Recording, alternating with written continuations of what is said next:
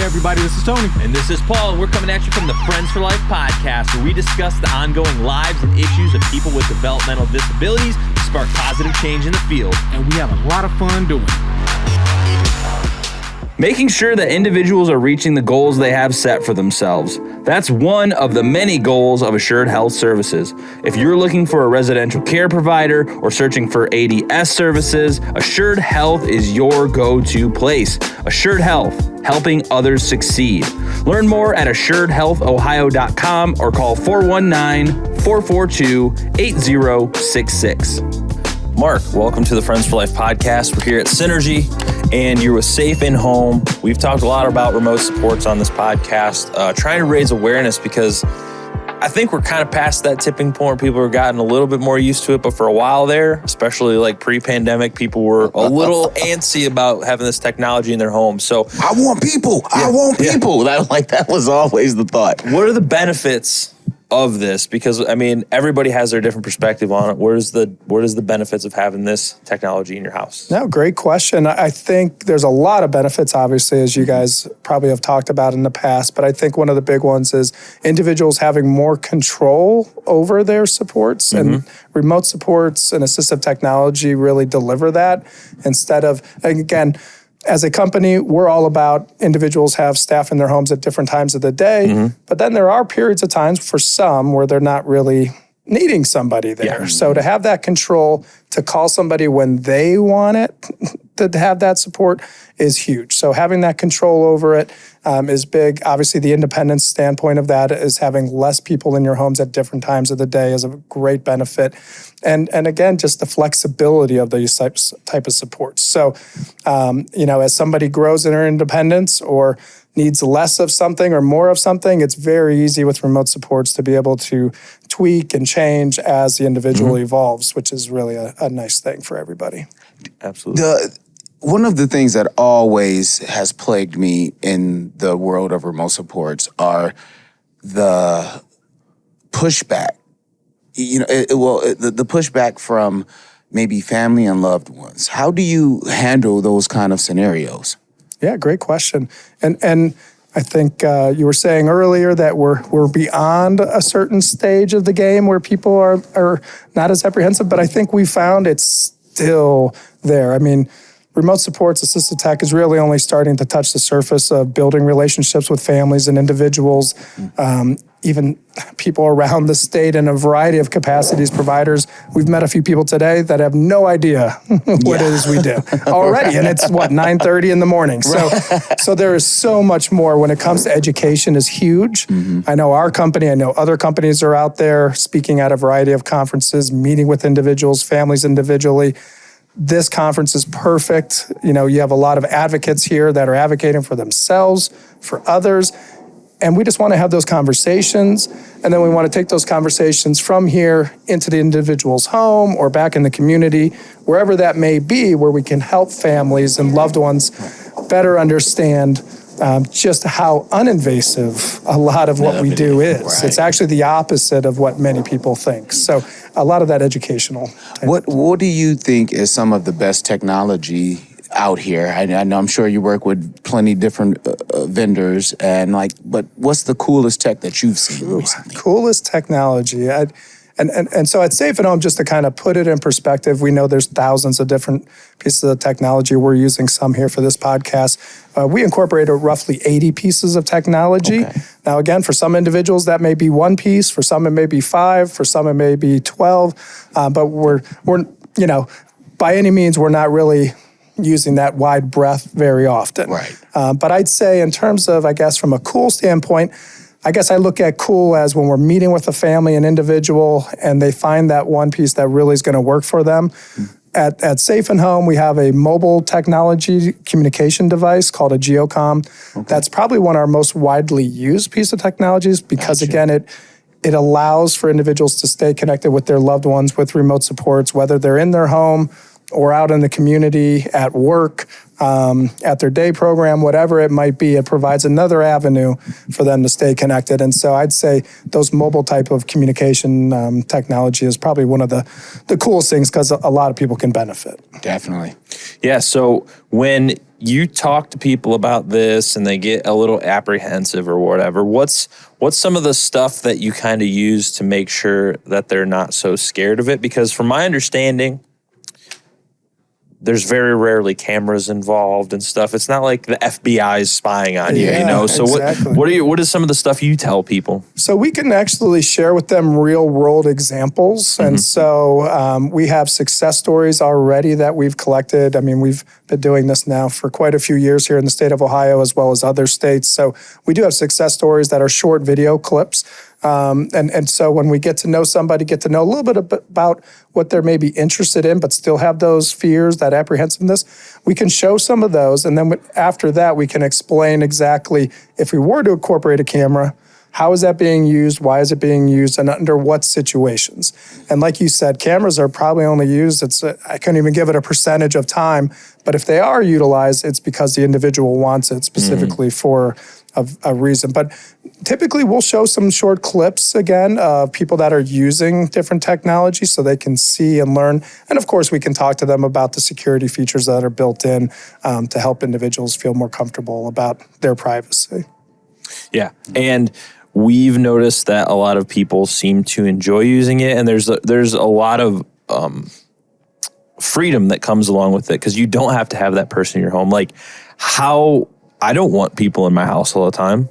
I like being home by myself sometimes. It's wonderful. So that's even me. Like I knock on the door and he hides. I was just going to say, right? Somebody rings the doorbell at our house. We're all ducking, covering, and turning off the lights. We don't exist, right? I see your car. Yes, it could be scary now. Unfortunately, that's the day in which we live. Yeah. Well, I just think it's funny because technology in every essence has infiltrated everyone's life. I mean, we have phones in our pockets. We constantly have some sort of connection, earbuds that are constantly in, headphones on, and then you have something that's essentially making someone's life easier, better, more able to be independent, and then they're scared of it. And it's like, you have an Alexa in your home that is 24/7 on, connected to the internet. Anybody could be listening to that. You have no idea, and you paid for it. Chaos going on back there. So it's just, the irony always strikes me, because people see technology in the word and they freak out when it comes to healthcare or something, or their health. But as soon as it's like a new toy, they're like, "This is the greatest thing ever. I want 100 of them. I'll spend $10,000 on it." So it's just interesting. Yeah, no, it's interesting if you think about it. Let's backtrack maybe 7-8 years ago or so. You know, you might have a camera, even though it was small. You'd have your camera. You might have a day planner. You might have all these different things that you're carrying along with you. And now they're all in the compact form of a cell phone and doing a million other things on top of it. And a year from now, it's going to look different than it does today. Yep. And there's going to be something smaller, more efficient, allowing for us to do even more things. We're opening our minds to other possibilities. So, but there's always apprehensive fear about new stuff that's out there, what's happening. But then once you see your friend use it or a loved one using something and you hear the positive things that can come from it, it generally, and that's a lot of times what we also do when we're working with maybe a county board or a family, or word of mouth starts to also spread that helps, I guess, dispel a lot of those rumors or fears or whatever it might be, just because I've worked with Jen and Mark and whoever, and they're doing very well, and they're more control than ever of what they want to do on a day-to-day basis, and they haven't had any of those privacy issues or whatever it might be. And the tech is very easy to use. Yeah. As we all know, anything that we incorporate is also a push of a button. And remote supports can help remind and troubleshoot those things as well. So there's support that comes along with any of those pieces. The Reliable Drug and Alcohol Testing Clinic is a leading provider and convenient source of pre-employment and occupational type testing. Their clinic provides services to a wide range of private businesses, healthcare facilities, and municipal and county courts. Reliable is an independent, locally owned clinic. As a result, they provide their services at a lower cost than the major hospitals, have faster turnaround times on test results, and eliminate the long waits typically incurred at these larger facilities. To learn more, visit reliabledrugtest.com. You know what I'm really looking for? the future to really bring is on the administrator side. I want it to be like Minority Report. If you've never seen the movie, I want it to be, I can open up IRs, I can look at this and all this just with the fingertips and like, I don't know, maybe I'm reaching, but at one point, like stuff we see on Star Trek is actually happening now. Like, so I think there's a definite future for it. And you guys I hear great things. I see great things. And just continue pushing, man. Yeah, no, when we talk tech, really from our company perspective, it's let's bring it back to the individual first and foremost. Yes. If we do that, everything else will pretty much take care of itself. We can offer a solution based around technology and remote supports. But if we're always keeping in mind, what are we here to do? Who are we here to support? And it's the individuals that are here today, as well as those that we meet with on a daily basis. Then really, it's a win-win, really, in many ways. So. Well, you brought up the point of, people get scared of new technology a little bit, and then they go through word of mouth. Speaking of a scary new technology, AI, have you incorporated any of that into it? Because that is a scary word for a lot of people, but I found it very useful even for what we're doing in the podcast. It just takes a lot of the minutia out of the, like, if you're having a hard idea coming up with topics, you can use AI to write a script that you can kind of work around to come up with new ideas. People are using it to finish sentences. A lot of disabilities using it for when they're typing on a keyboard or something. It can help you finish words and phrases and stuff like that.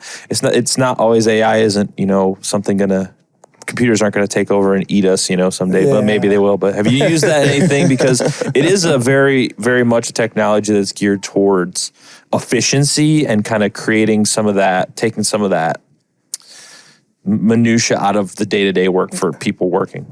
Yeah, I think as a company, we've talked a little bit about, I think it's Chat GPT, or I might even have that acronym incorrect. But so we've just started to have some of those type of conversations when it comes to our technology and our remote supports. It really hasn't been incorporated in any sort of way there. I'll never close the door because, again, we don't know where this all goes a year from now. If it helps somebody who maybe has a speaking disorder or whatever it might be, and we can incorporate that in a way in which it helps the individual complete sentences or whatever, like, that's awesome. So, and again, that doesn't mean that technology doesn't exist, right? I know sometimes if somebody will come to us like, hey, do you have this? Like, great. And we're like, we don't incorporate it, but it doesn't mean that there's not another provider out there or another way to get what you're looking for. It's just not something that we are able to, be as part of a solution right now. Yeah.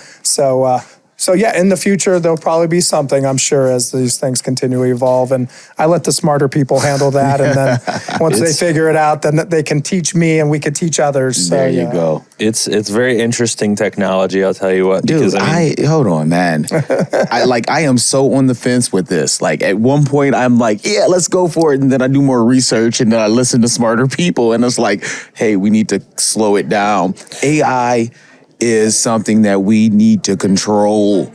We can't let it control us, but it can be helpful. And I don't know. I just don't want a Terminator situation. We'll just put it like there's very simple tasks that can be done with AI right now that would take a long time. Like for say, when I'm making the covers for these podcasts on YouTube, there you go. The Photoshop has AI software built into it now, and like a lot of people when they have headshots on their website, you probably have a headshot on your website of yourself, and the side their arms are cut off or something. It's just a head. It doesn't look good on the format we're using, and I will literally drag a box over your arm and say like, finish this arm, and it looks like a normal picture. I'm like, this is great. Yeah, that just saved me 3 hours of work. This is not real. But give me somebody else's arms, please. Let's not stop there. The new face as well. Yeah, for real. I could use one of those. But no, anyway, I don't want to drag on the AI topic. I'm just excited about it. That was my fault. But actually, still speaking of it, I want you to take your beard off right now. Do the AI beard game. I haven't seen this man without a beard. That would be crazy. Pretty wild. There's probably a way, right? The unbearding of unbearding of Paul. Well, I've seen somebody showed me the Snapchat filter with no beard. It like removes your beard, or it makes your face like feminine or something, and it took my beard off, but the rest of the beard was still under it. So it was was like gosh. a chin with a beard growing on it. Yeah, the I neck did not beard make a going very on. good looking female. Like, app, honestly, I'll tell you I that wonder if you shave it down, if that is all a chin, and his beard It is is. really as long Right? as mine. much. I wish. Hit that button on the filter, and we'll find out. Well, we don't want to keep you here all day. Is there anything that you can let us know about Safe and Home, where people can find you, where they can learn more, all that fun stuff? Sure, yeah. Safeandhome.com is a great way for any of your listeners to be able to find more information. We've got our success stories. Again, we have probably 20 different short little video clips that really do a nice job, better than myself, of talking about it. Actually has individuals that are using these supports on a day-to-day basis. And we're located throughout the state of Ohio. We work in all counties and then also in 13 additional states. So please look up Safe and Home. And if you need something, if you're here at Synergy, come see us. We'd love to talk to you. Well, Mark, thank you very much. And we'll let you get back to whatever you're doing here at Synergy. And we're excited to learn some new stuff today. Having fun, meeting people. THS Remote Supports is clearly focused on improving independent living through dynamic and personalized services. Their systems have been carefully developed and perfected to ensure that everyone receives the best care through the least intrusive means possible. Located in Cincinnati, Ohio, they've spent over 20 years providing in-home supports to individuals with disabilities. If you or someone you know is looking for a remote service provider, go to thsrss.com or call 513-882-9088.